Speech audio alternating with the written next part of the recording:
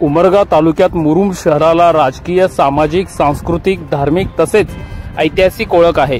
या शहरात अनेक जाती धर्माचे लोक गुण्या गोविंदाने नांदत आहेत। अशा शहरात प्रशासनाची हतबलता मात्र शहराला चुकीच्या मार्गाकडे घेऊन जात असल्याचे अनेक सर्वसामान्य नागरिकांचे मत आहे। शहर व परिसरातील अवैध गुटखा प्रकरणी काही दिवसापूर्वी पोलीस प्रशासनातील अधिकाऱ्यांची हप्ते वसुली पोलीस अधीक्षकांपर्यंत पोहोचली हे संपूर्ण जिल्ह्याने पाहिले।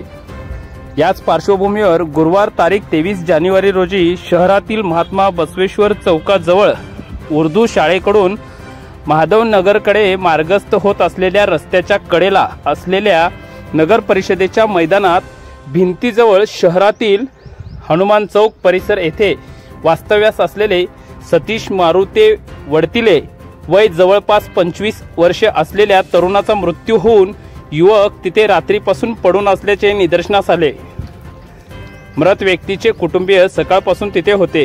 यावेळी अनेकांनी गर्दी केली होती। याबाबतीत पोलीस प्रशासनाला कल्पना दिल्यानंतर सकाळी 10:30च्या दरम्यान पोलीस त्या ठिकाणी पंचनाम्यासाठी पोहोचले। पंचनाम्यानंतर मृत बॉडीला पोस्टमार्टम करिता रुग्णालयात हलवले। प्रथमदर्शनी पाहणाऱ्या नागरिकांनी सांगितले की मुरुम शहराच्या नगर परिषदेच्या हद्दीत अवैध दारू विक्री मोठ्या प्रमाणात राजरोसपणे केली जाते। तरी नगर परिषद प्रशासन अतिक्रमण केलेल्या अवैध दारू दुकानांवर कोणतीही कारवाई करत नाही।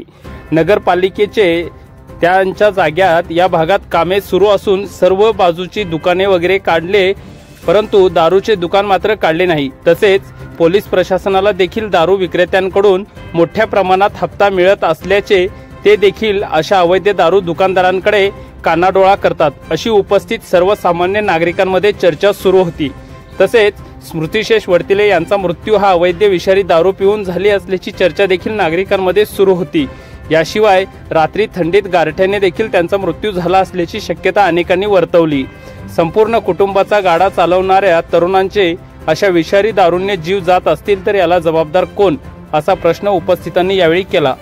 येणाऱ्या काळात नगर परिषद व पोलीस प्रशासन अशा अनधिकृत जागेत अवैध विषारी दारू विक्री करणाऱ्यांना धडा शिकवणार का, यांच्यावर योग्य ती कारवाई करणार का, असे आणखी किती बळी घेणार आहेत, असा संतप्त सवाल उपस्थित नागरिकांनी यावेळी विचारला आहे।